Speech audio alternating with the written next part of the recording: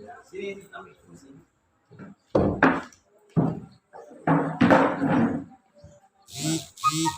Pagi bagus. Pagi Pak Andre. Jadi Pak Agus mau mempraktekkan coaching pada hari ini ya. Ya. Jadi Pak Agus sudah menyiapkan apa yang akan ditanyakan kepada coachingnya. Ya. Sudah Pak Andre, sudah ya. Jadi semoga Pak Agus praktek coachingnya berjalan dengan lancar. Silakan Pak Agus. Ya. Sama coachingnya diajak.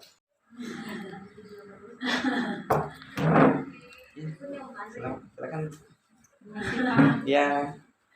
Bagaimana kabarnya? Alhamdulillah sehat. Oh, sehat. Bagaimana dengan pembelajaran? Pembelajaran lancar, cuma dalam proses pembelajaran ini Pak saya terkendala ada siswa. Oh nih, iya. Pak. Kendala apa itu Bu? Ini Pak kelas 93 ya. Ada beberapa siswa yang minat belajarnya nih kurang banget. Sudah saya sharing dengan teman-teman, ternyata di pelajaran lain juga gitu. Bukan hanya pelajaran saya sendiri. Malas buat PR di kelas tuh suka ribut, mengganggu teman yang lain. Sudah saya panggil, saya nasehati treatmentnya, tapi kayaknya nggak ada perubahan Pak. Saya bingung jadi dengan anak-anak ini Pak. Apa aja yang telah Ibu lakukan? Trik apa yang telah Ibu lakukan selama ini? Pertama saya melakukan pemanggilan di kelas Pak ya. Lalu saya beri hukuman anak itu berupa misalnya dia mengerjakan tugas, harus mengerjakan tugas, kalau tidak akan bisa mengikuti pelajaran selanjutnya. Tetapi tidak juga Pak. Lalu saya panggil lagi anak-anak tersebut ke ruang guru, mungkin karena lebih pendekatan personal agar anak itu ada perubahan Pak. Dinasehati sepertinya iya saja, tetapi dalam kelas masih juga seperti itu, tingkah lakunya. Pusing saya Pak jadinya. Seperti itu yang menghadapi siswa. Yang telah Ibu lakukan itu sebenarnya ya sudah berjalan Bu ya. Mungkin ada trik yang lain nggak Bu? Kan trik ini sudah Ibu lakukan. Ada metode lain nggak yang Ibu lakukan? Langkah selanjutnya apa gitu Bu? Iya makanya itu Pak, saya bingung juga. Anak-anak ini Pak kalau di kelas dia mengganggu temannya. Kalau misalnya nggak diikutkan dalam pelajaran, nanti dia ketinggalan pelajaran. Jadi saya tuh bingung dengan anak-anak ini. Sudah saya tanya masalahnya tuh apa. Kalau misalnya memang nggak suka pelajarannya, jadi apa yang dia sukai dari pelajaran bahasa Inggris? Memang bahasa Inggrisnya kan Pak agak susah. Tetapi kalau anak-anak tuh mau belajar dikit saja, saya tuh sudah senang Pak sebenarnya. Sudah saya sampaikan kepada anak-anak tersebut. Tetapi kayaknya nggak ada perubahan yang signifikan dari anak-anak tersebut. Dan saya tuh sempat hampir gimana rasanya cuman pelajaran bahasa Inggris saja. Saya tanya dengan pelajaran matematika dan yang lainnya sepertinya sama masalah kami. Memang minat belajar anak-anak tersebut tuh kurang. Mereka hanya maunya main-main aja di kelas.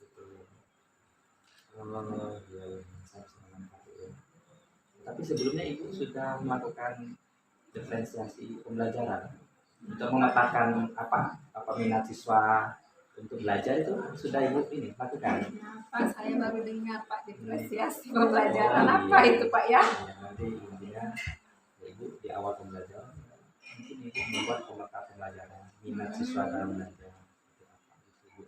Petakan siswa ini, karena memang tidak satu kelas itu kan siswa itu minat satu mata pelajaran, mungkin dia minat. Nah, kalau boleh saya tahu itu ada dari berapa jumlah siswa itu yang minat untuk bahasa Inggris, ada berapa orang, yang tidak minat ada berapa orang? Kalau saya lihat Pak di kelas 93 itu dari jumlah siswa 27 siswa ya Pak ya. Yang terlihat minatnya tuh Pak sekitar 20% cuma Pak. Yang lainnya tuh Ada yang memang tidak minat, saya lihat, tapi dia tuh mau mengikuti pelajaran, tapi memang kelihatannya tuh kurang antusias, Pak. Tapi, nah untuk ketiga anak ini, memang mereka tuh nggak mau sama sekali Yang ketiga kayaknya anak tuh. tadi ya? Kalau yang lainnya tuh, memang saya lihat tuh agak kurang minatnya ya Pak ya, tapi saya sudahlah maklumi aja. Nah, tapi mereka tuh mau Pak, mengerjakan tugas mau, mendengarkan kita mau. Cuman kayaknya tuh kalau dengan bahasa Inggrisnya tuh agak kurang kayak gitu Pak. Cuman kalau yang ketiga anak ini nih Pak, memang mereka tuh kayaknya sudah nggak minat, nggak mau juga. Agak susah jadi Pak, bingung saya. Berarti intinya sebenarnya ada 3 pemetaan ya gitu ya. Yang pemetaan pertama itu 20% yang berminat, nanti kan 80%, dari 80% itu 3 siswa yang tidak berminat sama sekali, yang ini setengah. Nah yang 3 ini dipetakan, nanti kan dibuat pengelompokan aja tuh, nanti pengelompokan ya, nanti dibuat 3 kelompok ya. Ada yang siswa yang cepat menangkap, ada yang siswa yang lambat menangkap ya. Yang ketiga adalah siswa yang memang tidak mau, kurang menangkap.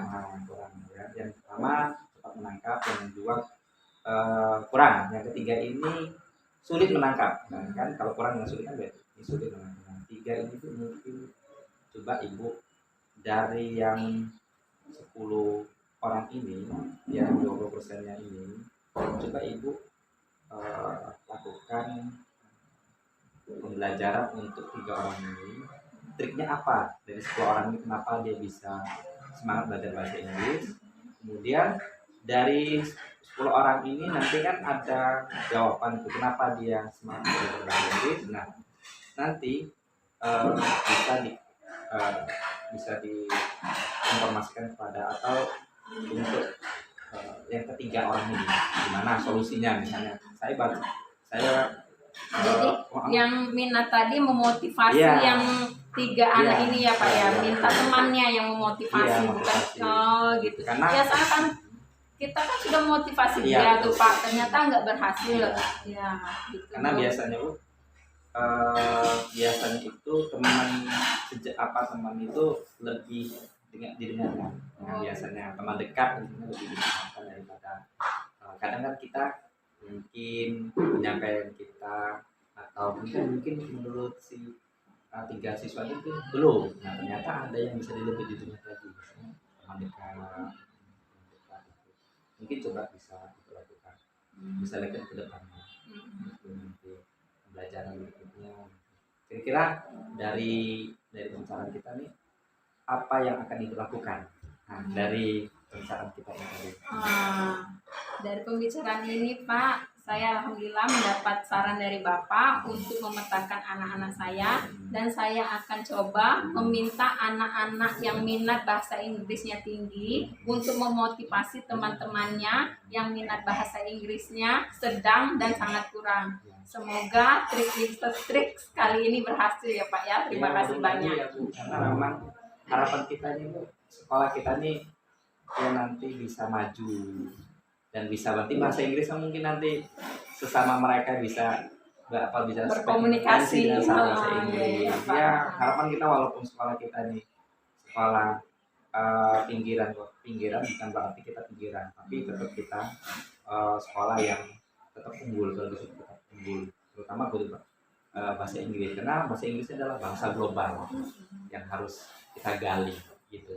Kita makasih banyak ya Pak ya atas motivasi dan sarannya. Terima kasih. Tetap semangat Bu ya. Iya, assalamualaikum.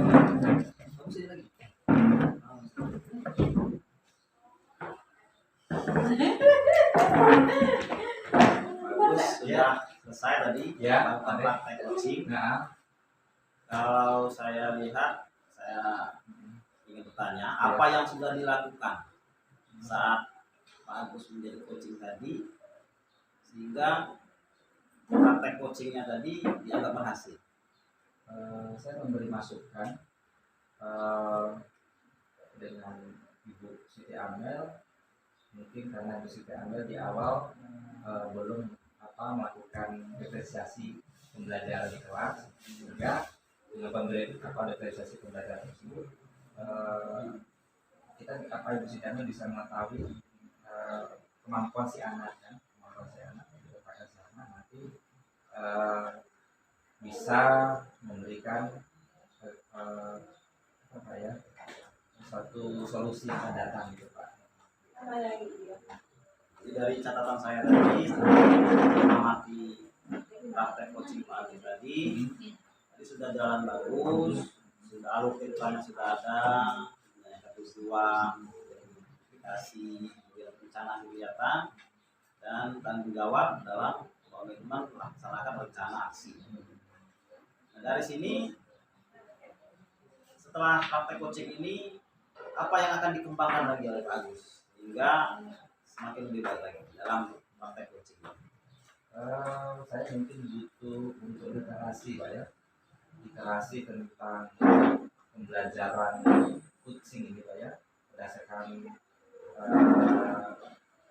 detail, karena memang kadang-kala saya belum tajam untuk menemukan identifikasi masalah tersebut Pak. Sehingga untuk mencapai tujuan mungkin agak kesulitan. Mungkin dari literasi saya akan dari buku-buku mungkin, atau dari rekan sejawat, atau nanti dari literasi internet, nanti akan saya mencoba untuk menggali lagi untuk menjadi coach yang bagus itu seperti apa gitu Pak. Bagus. Terima kasih ya Pak, kita sudah melaksanakan praktek coaching ya. Selamat atas prakteknya. Ya, terima kasih Pak Andre.